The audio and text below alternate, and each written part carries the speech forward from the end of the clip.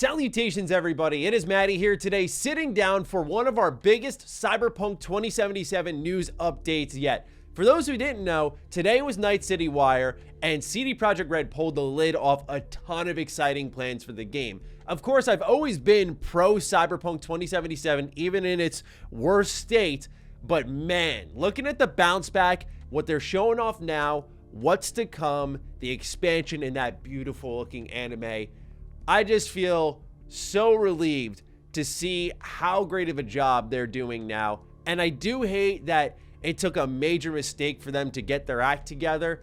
But here we are now with a lot of exciting things to talk about. So let's not delay any further. If you're new here, you're into Cyberpunk news, information, discussions, any of that stuff, consider subscribing.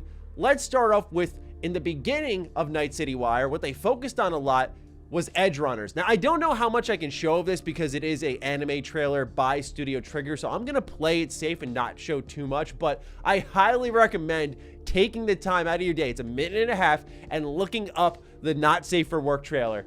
Oh my god.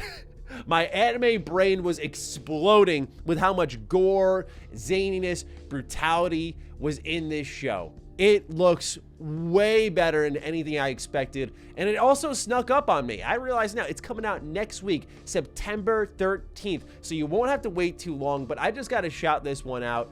I didn't expect anything bad, especially in today's day and age where we have stuff like Arcane, which just kicks ass over on Netflix, and many other video game adaptations doing really well, where I thought, you know, that Cyberpunk stands a chance, but you just never know with these things. I'm not in that comfort zone yet, but wow, it looks like it's over-delivering. Only 10 episodes long, and you're going to be a mercenary known as David Martinez, who always wanted to be an Edgerunner. Now accomplishing that dream, it seems like every episode's gonna be a new job, and the action just looks off the chain. Very excited to lay my eyes on this bad boy just next week. And it'll be an excuse for me to take a break from One Piece, because I've kind of been grinding that again.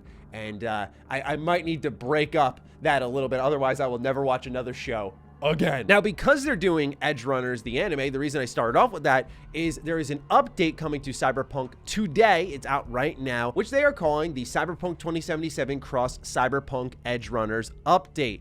And you get a number of new things in this update. Things like David Martinez's jacket. There's also a brand new quest added to the game with some Easter eggs, throwing it back to the anime. This is located in Santo Domingo. They actually showed this in the Red stream here, where there's another sneak peek at the anime, another brutal shot at the action that is there. And it says that this is a cautionary tale, one that David Martinez ignored. And when I saw this, I was like, that's a little ominous.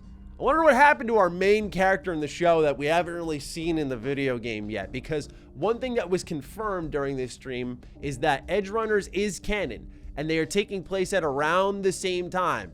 So if our man David's not around and they're saying this is a cautionary tale, I'm not feeling too confident that David completed his dream and made it out alive. Regardless of the fact, there is a new quest added in this update to tie into Edgerunners alongside that new equipment. There is a weapon inspired by the anime. They didn't say it was a new weapon type, just so people know that, but they said it was inspired by the anime. But more importantly, the thing that I imagine a lot of you care more about is what folks have been asking for since day one of Cyberpunk 2077, and that is transmog. So they're calling it the wardrobe feature. What you can do in Cyberpunk 2077 now is head to your wardrobe in your apartment. Let's say you're with your romance in their apartment, the wardrobe will be available there, etc., etc.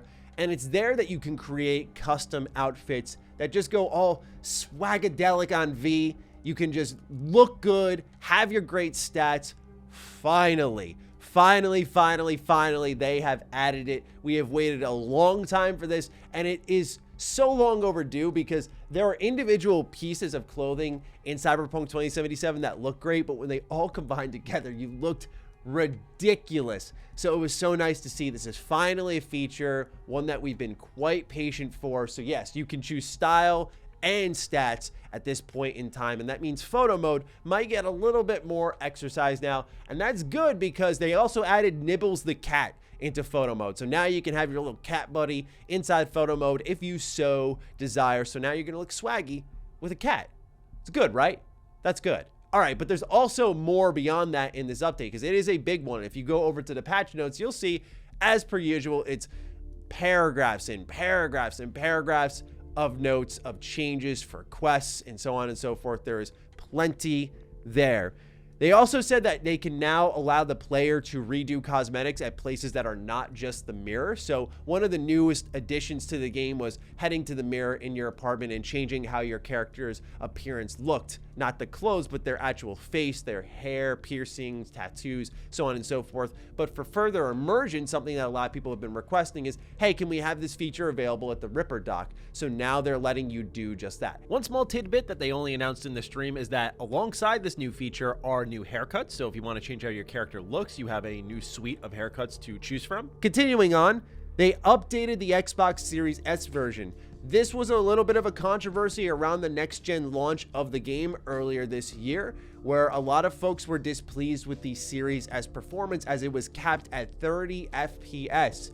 Now, some folks were confused because out of nowhere, we get Cyberpunk 2077 Xbox Series S gameplay, which you're seeing on screen now, over on CD Projekt Red's channel. And the reason that they did this is because they finally updated it to support 60 FPS. So if you are a Series S owner, you are no longer going to be capped by an abysmal frame rate that it should have been higher from day one. So now, Series S fans, you are officially eating good. This is great news for someone like me. Announced during the Red stream was cross progression.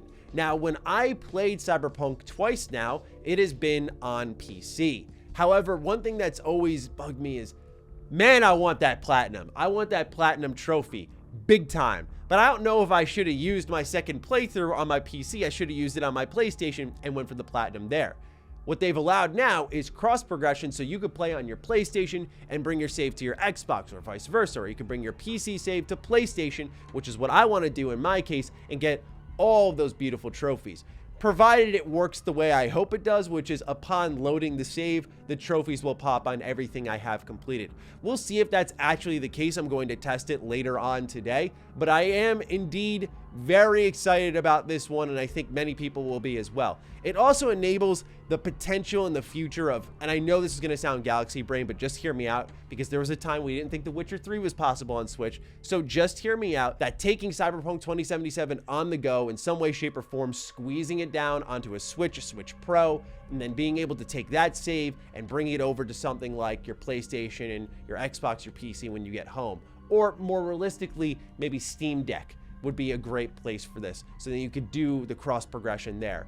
This is just overall a great feature that I wish more developers did. The only team I recall doing it was Divinity Original Sin 2, where there was cross save and you could bring your save from Switch to other platforms. I just love that stuff, right? Allowing me to progress wherever I am. So huge shout out to CD Projekt Red for that one. Another addition to the game through update 1.6 is Roach Race. This is an arcade cabinet and it is hilarious. They said that they're looking to do more, so please do provide them feedback. For me, I'm all about these little mini games because I think of the Pip-Boy games in Fallout 4 and in Fallout 76. I love these little things. Do I sit there and grind hours in them? No, but when I think of like the Grognak adventure game in Fallout 4, that is a whole-on video game within a video game, and it's just sitting there waiting to be explored. I would love to see CD Projekt Red do something like this because you know they'd go crazy with it. So more of this. I love pixel art, so just seeing that in Cyberpunk was really cool. Of course, Roach Race, this is a throwback to none other than The Witcher. You see Geralt come in whenever you fail a level. It's really cool. But once you complete this and you're within the top 5 standing for the game's leaderboard, it'll actually turn into a quest where you'll be contacted by the game's developer, and they say they'll give you a little bit of a reward. So that's awesome. Not sure what the reward is, but the developers did tease that, and I thought it was a cool little thing there. Now, it's not like an interactive quest in the terms of cutscenes and dialogue. It is something you get in a text message, so it might just be a money reward or maybe an item of some kind, but still cool that it's even there. But that is it for update 1.6, and for those of you on PlayStation 4 and Xbox One, that is your final update. One of the most significant confirmations they made during this stream was that there will no longer be updates to last-gen consoles, and moving forward, it will only be series consoles as well as PlayStation 5 and PC. There will also be smaller performance updates, but the most important part is the features that are coming later. One of them is also highly requested, a complete overhaul to the police system. What this told me, because they said it in the same breath as leaving behind the past gen versions, is that likely with the changes they've made to the current police system in the game, it was kind of getting there, but it never was there all the way, right? And that frustrated a lot of players. My guess here is that last gen was holding them back to do what we are all expecting of the police system. It needs to go on next gen only. So it'll turn into a completely different experience over time, because they're not only overhauling that, but overhauling vehicular combat. They're also going to be adding a new gameplay loop for melee weapon, more cyberware, new action perks. There are also official mod tools getting some enhancements down the stretch. This will allow players to program, script, add their own custom animations and sounds, expanding what the Cyberpunk modding community can actually do. But one thing you may recognize here is there was no mention of New Game Plus. If you were paying close attention to the pre-launch trailer for update 1.6, there was a little bit of a teaser and you saw V with gorilla arms in the opening moments of the game because you saw Jackie in the background. You couldn't get it that early in the game unless you really did some obscure stuff to get it to happen, but otherwise it was signifying, oh, you're gonna have these gorilla arms in the beginning of the game because you carried over your old save file. Doesn't seem to be the case here, unfortunately. They said on Twitter there's no word of New Game Plus in this stream. They didn't talk about it here in any future updates, so maybe it does eventually come around, but I'm surprised with everything they did talk about and everything they did indicate for the future. This was not one of them. So just a little bit of an update on that, but I'm very excited for modding tools. I want developers to continue to push modding forward, and I love that they're continuing to update the tool set that they have. Now, last but certainly not least, we need to talk about the new expansion coming to Cyberpunk 2077 titled Phantom Liberty. Pause. Love the name. It gives me goosebumps. Love that name. For those who don't know, this expansion is coming in 2023. It's confirmed to have a, as they would say, new style of plot and an entirely new cast. It's expanding in a brand new district of Night City, and Johnny Silverhand is back, despite a lot of speculation that he would not come back. In this trailer, you see the new United States of America. My Cyberpunk lore isn't as strong as something I would say my Fallout lore is, but given the world is so interesting, I stay invested in it. I'm trying to grow my knowledge of it. So this was a part that I had to shore up the defenses on a bit. Now, I looked into some of the lore that was over on the wiki, and one thing I found, and this will tie a little bit more into possibly the actual tabletop version, but it still is useful context. The point being is that it does go into where Night City finds itself with the new United States. And it says, further west, Night City found itself in a precarious position. Though it became an independent city-state after the Unification War, Night City was positioned between New California, the most powerful military of the free states, and South California, a staunch supporter of the NUSA. Night City's official policy was to try to avoid involvement in the bitter rivalry between the two Californias and ignore NUSA's overtures at annexation, but the citizenry was gradually becoming polarized between pro-independence and pro-NUSA rhetoric. When you look at the trailer and V is solemnly swearing to work alongside the NUSA, I think, again, if you can or can't fight against them, that is going to be an awesome expansion. I love the vibe of that. I love the political tension, the focus on that, because one thing I did learn was that the former CEO of Militech, a very relevant company in Cyberpunk's story, was the person who was leading the NUSA. So there is a lot here that can expand the lore of Cyberpunk. I'm very excited to learn more about this world because this is something that's completely new to me. So I'm sure people in the comments can sound off with more insight, more details, because the problem with looking up Cyberpunk lore is sometimes it's referencing stuff that's in the tabletop version, and sometimes it is referencing stuff that you can learn about in game. But I digress. Very excited about all things Cyberpunk.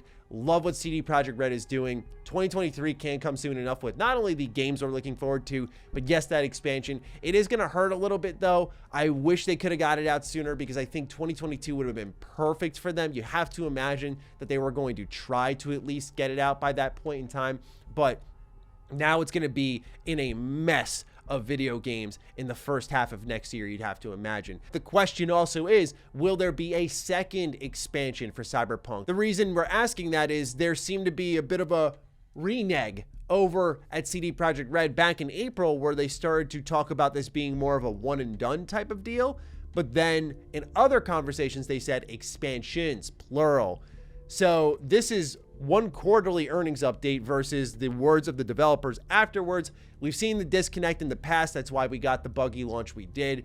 So here's hoping that this is not the end of the road, because for me personally, I believe in this game so much. It's not just a game that should be a comeback story. It can be one of the best RPGs, and people will finally see that.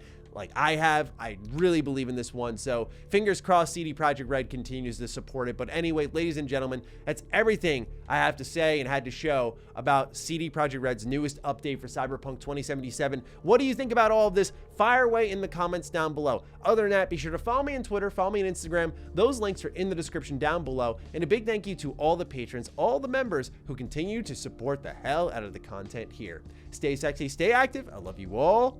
Peace.